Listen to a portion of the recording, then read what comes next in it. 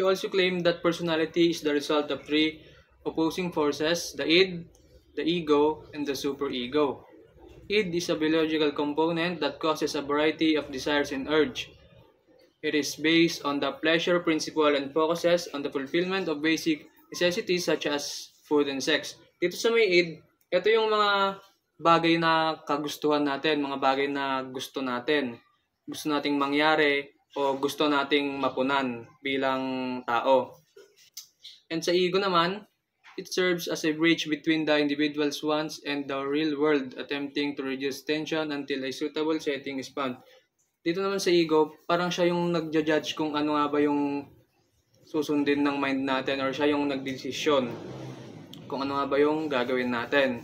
And sa superego is the moral arm of personality. It is the conscience of personality. It represents the traditional rules, values, and ideas of the society. Sa superego naman, parang ito yung konsensya natin bilang tao.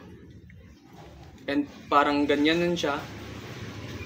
Parang yung superego, and yung angel, and yung devil naman yung id, and yung tao o yung human yung ego.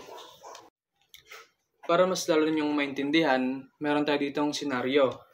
Imagine kayo yung bata, galing kayo ng school, tapos pag-uwi nyo ng bahay, gutom na gutom kayo, and may nakita kayong pagkain sa mesa. Syempre mag-iisip ka kung kakainin mo ba yon o hindi. Sabi ni Id na kainin mo na kasi gutom na gutom ka na. Sabi naman ni superego, yun nga yung konsensya natin, na huwag mong kainin kasi hindi mo naman alam kung kanino yon, or di mo alam yung susunod na mangyayari kapag kinain mo yon. At syempre si ego yung magdesisyon kung ang susundin niya, yung id or yung superego. Sabi naman, naisip naman ni ego na magtanong muna o magpaalam sa pwedeng sa papa or sa mama ng bata. And ayun, nagpaalam yung bata at pinayagan naman siya na kumain. Di napagbigyan yung gusto ni id tsaka ni superego, na gusto ni id na makakain, at ni superego naman na walang masamang mangyayari kapag kinain niya yon. And para naman sa last na revolution natin, ang information revolution. The information revolution refers to the dramatic transformation in how humans create, process, share, and store information driven by rapid advances in digital technology.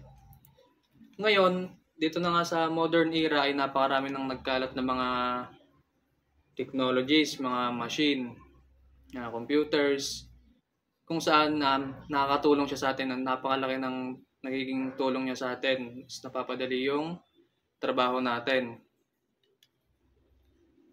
Meron ako ditong before computers versus after digital. Ayan. Dati may typewriter. After digital, nagkaroon na ng word processor. Yung filing cabinet, ngayon database na. Dito ni-store yung mga informations and data. Mail sent via tracks. Diba meron pang mailman na tinatawag. Ngayon, sa emails and faxes na lang nakakapag-send na tayo ng information. And goods bought at store. Saan bumibili pa tayo sa store? Ngayon, pwede ka nang umorder online. And paid with cash. Halimbawa sa mga restaurant, gano'n, pagkakain kayo, binabayaran siya ng cash. Ngayon, pwede ng credit cards na lang. And bills paid via email. Ngayon, electronically na. Pwede sa GCash at iba pang mga platforms na pwedeng mag-pay ng bills.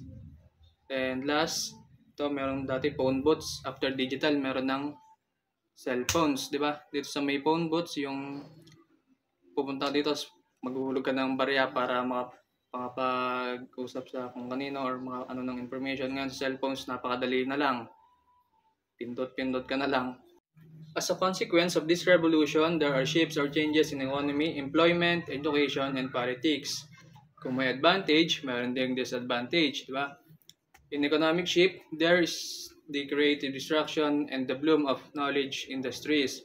Creative destruction is a term invented by Joseph Schumpeter to describe a process in which something new destroys what came before. A shift from the old to the new. And meron nga ditong term si Joseph na creative destruction. Ito yung napapalitan na ng bago yung dati. Kaya yung dati na yon is nawawala na siya, natatabunan na siya dahil meron ngang bagong dumating. Sa employment shift naman, the manual labor force in dwindling as jobs increasingly demand knowledge and creativity as a result of advances in digital technology. Sa employment shift naman, yung manual labor is parang bumababa na siya or lumiliit na. Yung mga trabaho ngayon sa panahon natin, kailangan na yung mga trabahador is marunong na talaga sa technology. Halimbawa natin dati sa mga factory, di ba? Halimbawa gumagawa ng tinapay. Maraming tao or maraming workers yung nagpapak sa tinapay. Ngayon, may kahit isang machine na lang, kayang-kaya nang gawin yon, mas mabilis pa. And pwede rin sa agriculture. Sabihin na natin sa bukid. Kapag magpapaani, gagapasin muna yung palay, tapos iaano sa tracer, and maraming tao kailangan doon. Ngayon naman, kaya na lang ng 2 tao dahil sa repair. Mas mabilis pa. And in education shift naman, altering teaching methods, tactics, and component to focus more on critical reasoning abilities so that graduates can better synthesize large amount of data and become more competitive in the information field. Sa education shift naman, nagbabago na yung teaching method ng mga school. May mga students na hindi na makasabay. Pero maganda rin naman to kasi nire-ready tayo nga sa future natin kung saan dito na nga tayo sa modern era. And lastly, in politics, there is a transformation in the manner in which governments interact and provide services to the citizens, manage government supply chains, conduct internal government process, and control the content and flow of information in society. Pati na rin government ay nagbabago na dahil nga sa information revolution. Nagbago na yung way nila ng pag-service sa mga citizens, sa pagmamanage ng mga supplies. At dahil nga sa advance ng mga technology natin ngayon, yung mga usapin sa taas is mabilis na lang kumakalat. Like mga issue ng mga tungkol sa government. Paano nga ba naging revolution yung 4 na yon? Di ba nga intellectual revolution siya? So, binago ng revolution na yon yung pag-iisip ng mga tao or iniba nila kung paano nga ba naiintindihan ng mga tao yung ating society. Maraming salamat sa pakikinig. Sana ay may natutunan kayo.